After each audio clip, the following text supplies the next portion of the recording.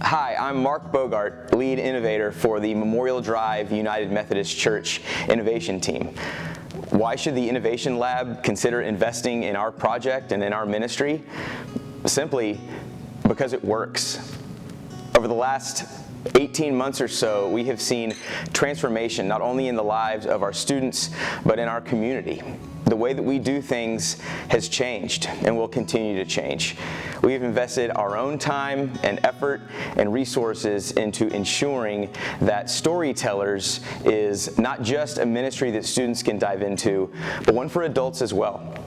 We have seen transformation in the lives of students and families in the way that they interact and engage with one another, and we've been really proud of the work that we've put in, and we're very much looking forward to the work that we'll continue to do in the future. I have not been bashful about sharing the story of how Memorial Drive got involved in the Innovation Lab to begin with.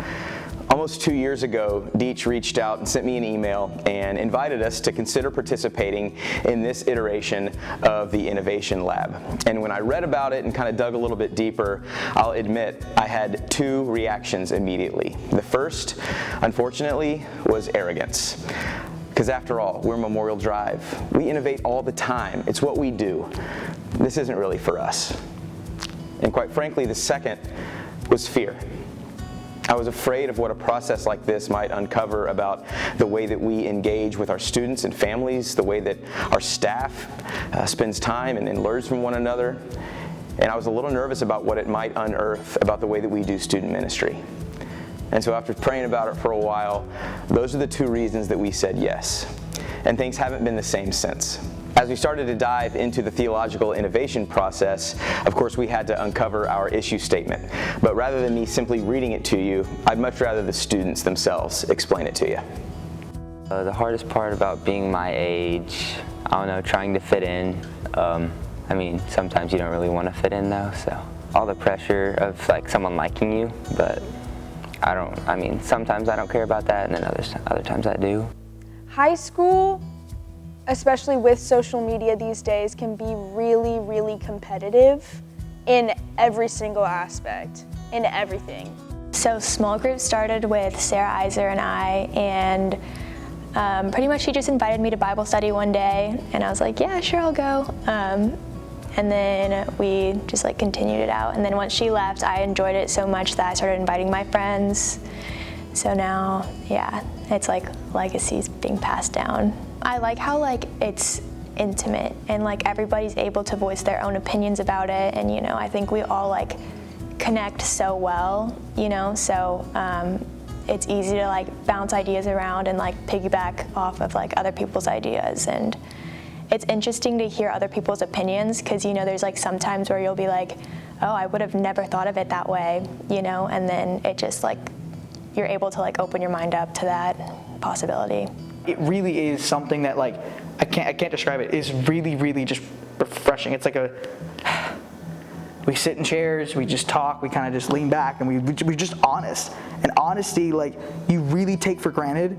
Honesty is like the most amazing thing. And when you're able to kind of sit with people that you at first didn't know were going through the same stuff you are, but all of a sudden you're like, wow, you really understand that we're all in this together thing. Like, you really get that you're not alone. God is having more value in my life, as he should, because I've had this outlet, this opportunity to kind of connect more with him. So that's kind of that's the refreshingness. It's more of me opening myself up more to God because of the people that I'm with, because of the adults that I'm with, and it's this great, beautiful thing. It's amazing. It means like more than you know, a lot. I think what's really exciting about where we are with the youth ministry, small group ministry right now, is that it's fresh. The kind of ideas that were brought out during the innovation process are still really present in the conversation.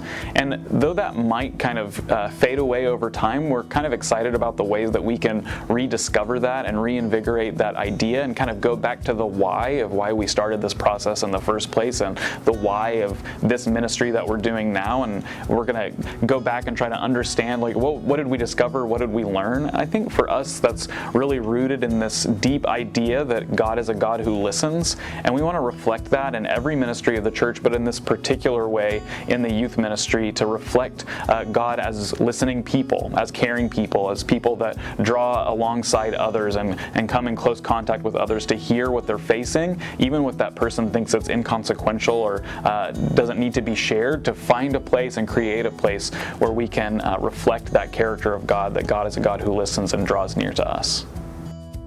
You've probably noticed that as this video has progressed, I've gotten considerably sweatier.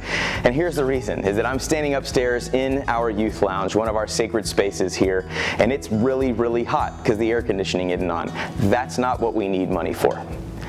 What we need money for are resources to encourage, train, and empower our small group leaders. We need money to invite medical health professionals to come to our spaces and to train our parents and our staff on how to engage students with mental health questions and to provide resources for support.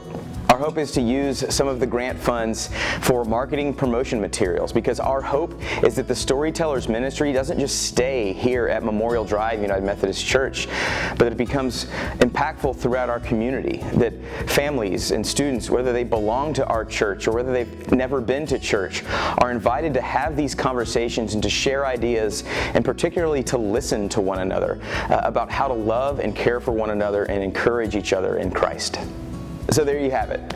You've heard from some of our students, you've heard from our clergy, and you've heard from me about how storytellers will not just transform the lives of students that participate in life at our church right now, but how we can be invitational to parents, adults, students throughout our community, to highlight the importance of having conversations between generations that highlight issues, and most of all, that the generations listen to one another. Thanks for listening. We could not be more proud of our involvement with CYMT.